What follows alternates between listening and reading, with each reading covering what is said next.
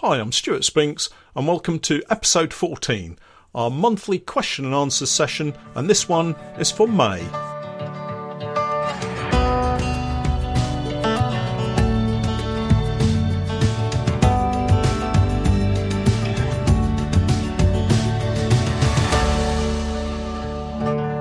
Beekeeping Short and Sweet, a beekeeping podcast for the inquisitive beekeeper with a short attention span.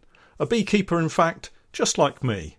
So welcome back to my weekly podcast, and my thanks to those of you listening via the Patreon page. I really do appreciate your support.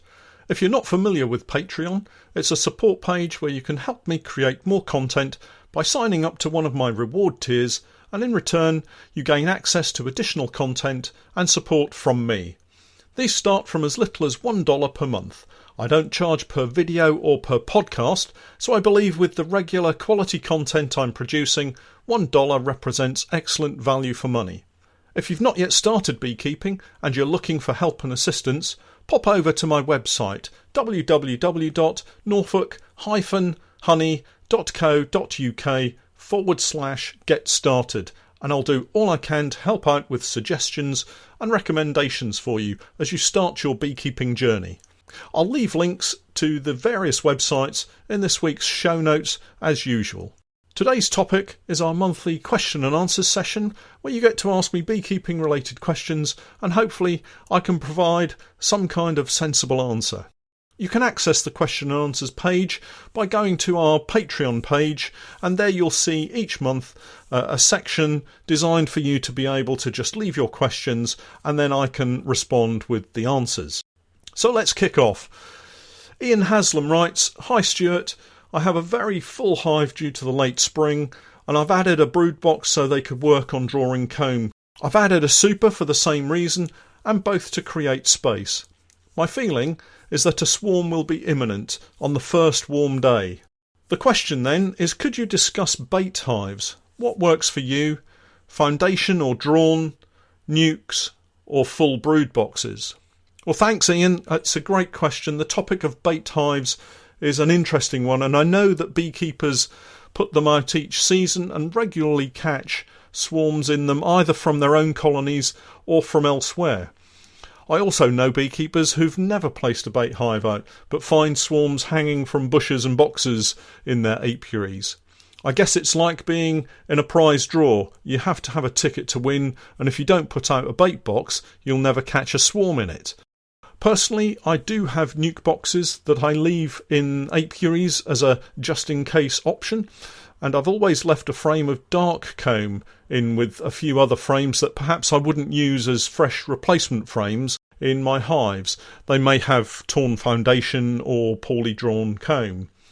If I haven't got drawn comb, then I simply go with a couple of frames of foundation. I regularly pick up swarms each year in these boxes, so I guess I'm placing out bait hives. I have in the last season or so started putting a couple of drops of lemongrass oil on the top bars of the frames. The reports I see suggest that this is a good swarm attractant, but as yet I haven't had any bite, and all of those nukes have remained empty, so the jury's still out. Some beekeepers insist that having these bait boxes at height is also important. I've a range of nuke boxes sitting both on the ground and at about 6 or 7 feet up, usually on a stack of supers or that kind of thing. And both have caught swarms. I don't know if one is more favourable than the other, to be honest. All that said, last season, with bait hives scattered around one apiary, with and without lemongrass, a swarm descended and made its home under a pallet on the ground beneath a stack of drawn supers that they couldn't access. If the bees find somewhere they want to set up a new colony, no amount of lemongrass or height is going to change their minds. They had drawn comb beneath the pallet, the queen had laid plenty of eggs, and the brood was developing nicely. I simply cut them out and put them into a nuke where they developed into a nice addition to that apiary. So I'm not really sure if that helps you, Ian, but the best thing to do is to try something out. Maybe try a nuke at height with some lemongrass and see what happens. If it works for you, then great. If it doesn't quite work, then adjust your technique over the season and see how it improves. So our next question comes from Christopher Hindle, and it's a really good question. Can virgin queens and drones pass through a queen excluder? This is another great topic, queen excluders. I know some of you will be keeping bees without using queen excluders and therefore won't have this question to worry about. And of course, beehives such as top bar hives don't incorporate queen excluders at all. But I think the majority of beekeepers probably do use queen excluders, so it's a great question for us to discuss. So to explain for the beginner, the queen excluder, by and large, on most beehives, is designed to separate the queen, who's placed in the bottom box or brood box as it's also known, and keep her away from the supers or honey boxes that sit above the bottom box. This in most situations prevents the queen from laying eggs in the frames designed for honey production, those in the honey box or supers, and helps the beekeeper to extract the honey without having to sort through frames that may contain brood. It also means that brood is not destroyed in the extraction process. So for this question, I'm not going to get into the pros and cons of using a queen excluder. I use them along with many other beekeepers and they work effectively. However, there are pitfalls. If you don't see the queen when you inspect and she somehow finds her way above the queen excluder, you will have the reverse of the planned positioning of the queen and all your honey supers will be full of brood and the bottom box will be full of honey. Also, skinny mated queens can sometimes slip through the queen excluders. They're not always excluded. And also, some queen excluders are easily damaged, particularly when you're cleaning them, so the gap between the wires is enlarged to make it possible for the queen to slip through. Again, not what you want if you're using a queen excluder. But to answer your question, Christopher, in two parts, yes, a queen, and not just a virgin queen, can pass through the excluder, so it's important to keep an eye out for eggs in the super when it appears that the queen has either stopped laying or isn't laying in the brood box, or you might think that the colony has swarmed because there are no eggs in the bottom box. Secondly, drones are somewhat bigger and for the most part cannot pass through the queen excluder, and this is why it's not advisable to put a queen excluder beneath a brood box in an attempt to prevent swarming. It may seem like a good idea to the beginner, almost logical. If you put the queen excluder beneath the brood box, it stops the queen from swarming and getting out of the brood box. But what will happen is hundreds of drones will try to pass through the queen excluder and get stuck halfway through and die. Obviously not good for them, and certainly not good for you when you have to clean up afterwards. And so in summary, yes, a virgin queen can get through a queen excluder, and most of the time, no, drones can't get through the queen excluder. Our next question comes from Dave Goodman. He asks, "Hi Stuart, just checked bees today and I put a super frame into a brood box that had lots of brood in, and now at the bottom of the super frame it's all drone. Now should I have removed this as there will be lots of drones? Is that good or bad? Does it encourage swarming or is it good for mating? I have 8 colonies and shall want to get a few new queens this year. What do you think?" Well, hi Dave, thanks for the question. It's an interesting question and one that has several answers depending on your reasons for using the super frame in the brood box. Let's look at what happens in most cases. If you place a super frame into the brood box, it will be shallower than the other brood frames already in there, and the bees will draw comb from the bottom of the frame to utilise the space that you've created with the shorter frame. In the vast majority of cases, the comb that is built beneath the super frame is drone comb, larger cells so the queen can lay unfertilised eggs in them to create drones or male honeybees. Here's one reason why you might do this: varroa trapping. This is a mechanical method of removing varroa mites from a colony rather than using chemicals or other methods. The way it works relies on the fact that drones take longer to develop in the cells than workers. Workers take 21 days, whereas drones take 24 days. This gives the varroa mite a chance to reproduce more effectively in the safety of a sealed cell. So the method involves placing a super frame into the brood box and allowing the bees to draw drone comb and the queen to lay eggs into those cells.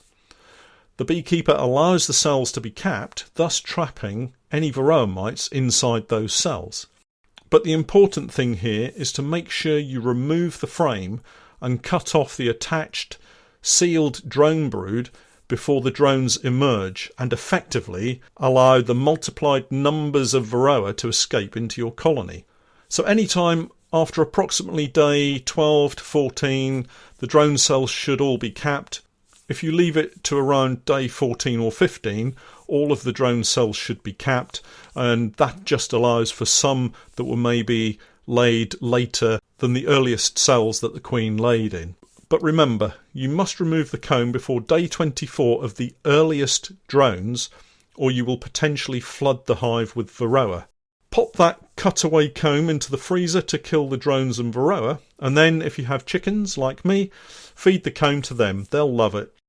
Another reason for placing a super frame into the brood box might be to create an excess of drones with a particular set of traits that you want to have your virgin queens mate with. Producing more drones than a colony would normally create gives a higher percentage chance that those drones might be successful on their mating flights and pass on those genetics that you want to see advance through your colonies onto those virgin queens.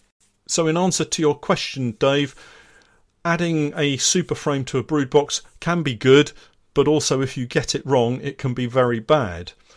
Does it encourage swarming?